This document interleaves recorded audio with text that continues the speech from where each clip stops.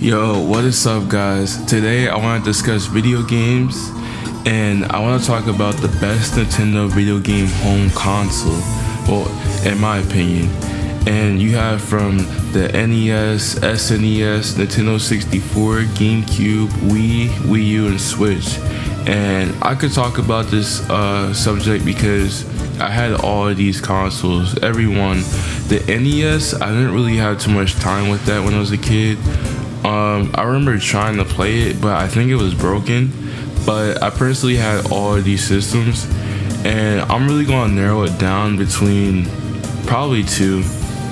Yeah, I'm gonna go two. I would say three because the Switch will be the third one, but I need more time with it and I need to see more games come out for it.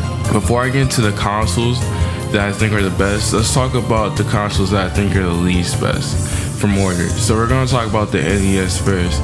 The NES, I do think the NES, you have to get the NES credit because the NES did save video games in general.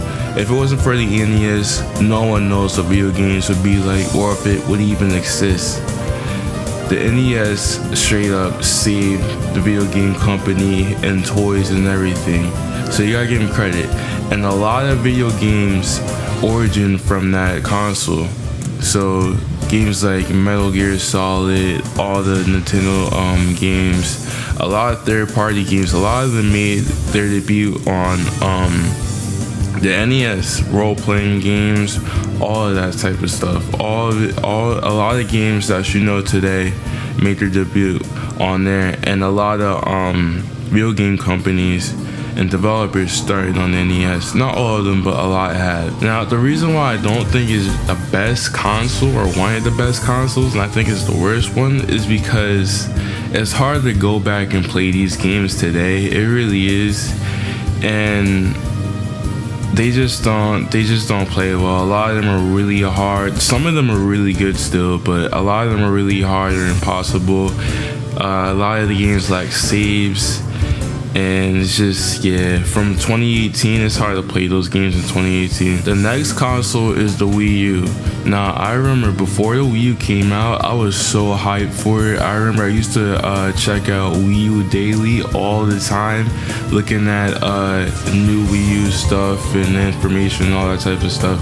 Now, the reason why it's on this list is obvious because it was just an awkward console, first off, foremost. If you ever had a Wii U, it was really confusing on how to play it, and it was really weird. The gamepad was too big and everything. The lag on the gamepad from the TV was weird. I mean, it wasn't weird, it was bad. It was off. It was just no. There wasn't a lot development, like third-party support was like non-existent. And Nintendo didn't go all out with their games on there. That's my opinion. And the game and the online sucked. It just wasn't good, man. And then the last one is gonna be the Wii. The Wii was good, but the Wii just doesn't compare to these other consoles I want to talk about. The Wii was still good. I think the Wii is the second most successful console. I forgot. I think it's behind the PS2. I know the PS2 is obviously the best, the most successful console. But the Wii, like literally, like I remember, I think it was like 2008. Everybody had a Wii. Everyone was getting one for Christmas. And if you go into people's houses, everyone had at least like one Wii in their house. Like it could be someone that doesn't even know what video games is and they still have a Wii for some reason. Every grandma had it. Everybody and their mama had it. The Wii had a lot of good games though. The Wii had Mario Galaxy. Oh my goodness, Mario Galaxy was so good. They had Mario Super Strikers. They made a lot of sequels for their popular video games like Brawl, Metroid Prime, and they brought back Super Mario Bros. On video game consoles,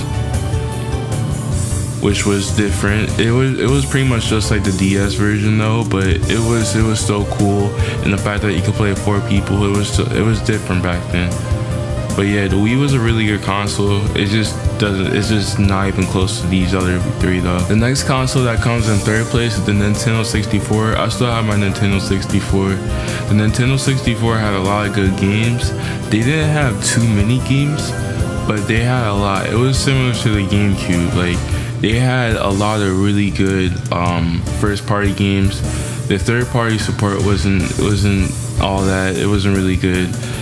There wasn't much support for it, but the first party games were like some of the best, and I had a lot of good memories with it.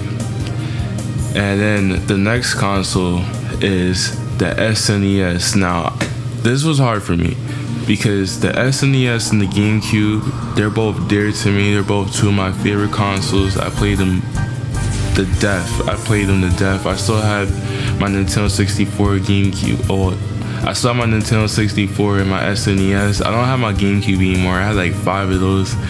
But yeah, I still have my Wii, so I play GameCube on the Wii. But the thing that's so good about the SNES is that it's just like the Game Boy Advance. The Game Boy Advance and the SNES, in my opinion, those are two game consoles I think will always translate well to the present, because those two consoles aged really well. Like the SNES, the graphics on the SNES, a lot of the games, graphic wise, are really good. Some of them are trash, like the more low budget games, but the high budget games, like the SNES, like the Nintendo games, they're really good games graphically. And I've always had fun with the SNES. SNES is always dear in my heart, but number one has to be the GameCube, because the GameCube, I don't know, man. This is just something I had with the GameCube. The GameCube, like the Nintendo 64, they have too many games, but there's just something about the GameCube that I just cannot get over. I don't know if it's just me reminiscing of playing Mario Dash with my family, with my cousins and stuff like that, and playing games like Super Mario Sunshine and getting stuck on and having trouble with that game, and Beautiful Joe. There's just so many memories I had with it. I had a lot of memories with the Nintendo 64 too, and the SNES, but I think maybe because of the ability to play with 4 people. Now, yeah, I know you could play 4 people with the Nintendo 64, but when I had the Nintendo 64, I was probably like 4 years old. When the GameCube came out and I was playing the GameCube, I was older when the GameCube came out. I was probably like 8 when I really was playing it. And yeah, I know I didn't go too in depth with the consoles and the reasons why I like them, but that's just off the top what I think of those consoles. And obviously the Switch is an honorable mention. I'm not going to really get into detail with it because it hasn't even been on the market for 2 years, but I do think the Switch is probably going to be number 1. If it could play GameCube games, it's automatically number 1. Now I know you might be like, oh, but the Wii could play GameCube games. I know. I'm being biased. But anyway, I hope you guys had a great day. I'm gonna make more videos. Please subscribe if you can, if you want to. I'll talk about anything from music to anime to video games, anything. And also comment down what's your favorite Nintendo console. And next time I might talk about Nintendo handheld games and Nintendo failures. Like